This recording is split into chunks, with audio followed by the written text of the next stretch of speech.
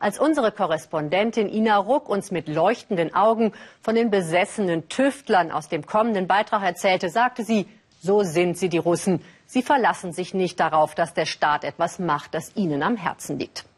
Das System Putin nimmt vielen Menschen die Luft zum Atmen. Kein Wunder, dass sich immer mehr mit ihrer Kreativität und ihren Träumen in private Nischen flüchten und in schräge Hobbys. Manche finden diese Nische ausgerechnet bei den Überbleibseln alter Sowjetherrlichkeit, wie dem Wrack einer mehr als 50 Jahre alten Iljuschin. Donnerstagabend in Moskau, Büroschluss für Sergei. Er ist Buchhalter, aber nur tagsüber. Nach Feierabend sucht er sich den Weg durch die rostigen Container. Mittendrin, wie versteckt, steht die Maschine.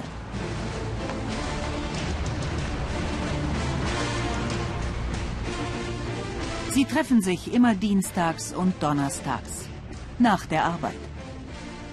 Ein paar Dutzend Männer und Frauen, die Retter der alten Iljuschin. Ein großartiger Vogel ist das. Mehr als 1000 gab es davon mal, sagt Sergei. Geblieben ist nur eine Handvoll. Potenziell flugfähig sind vielleicht 2 oder 3. Ich hatte nebenan auf dem Flugfeld meine Cessna stehen, sagt Andrei, der Pilot im Team.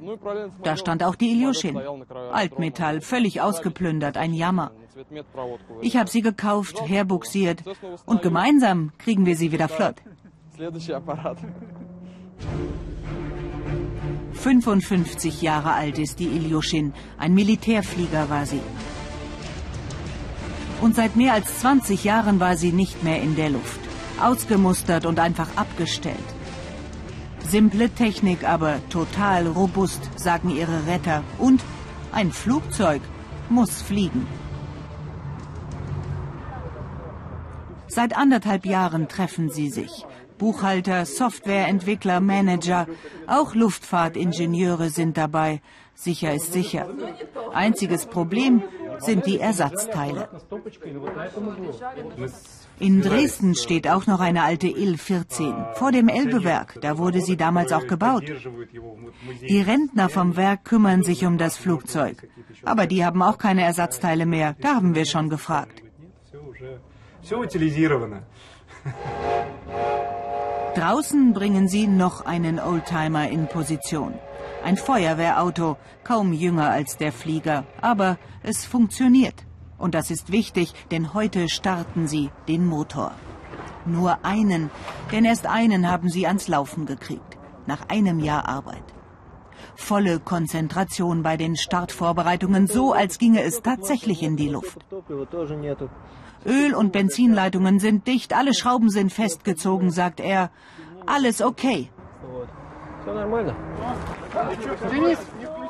Vordrehen von Hand, das muss sein bei der alten Maschine, damit sich das Motoröl gut verteilt. Im Cockpit sind sie auch hochkonzentriert. Und dennoch Fehlstart.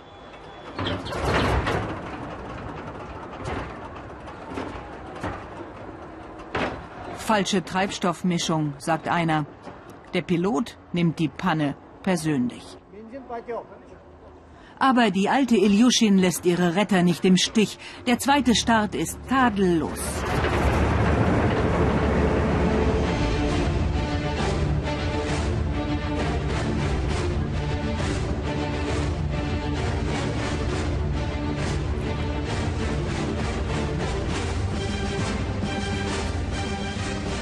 Irgendwann werden sie auch den zweiten Propeller soweit haben und das Cockpit und das Leitwerk und die Elektrik und dann. Aber jetzt ist erstmal Feierabend vom Feierabend. Sergei ist wieder bürofein und in ein paar Stunden ist er wieder Buchhalter. Er ist längst nicht der Letzte, der geht. Ein paar andere schrauben weiter. Schrauben kann eine Droge sein, sagen sie, und ist fast so schön wie Fliegen. Tja,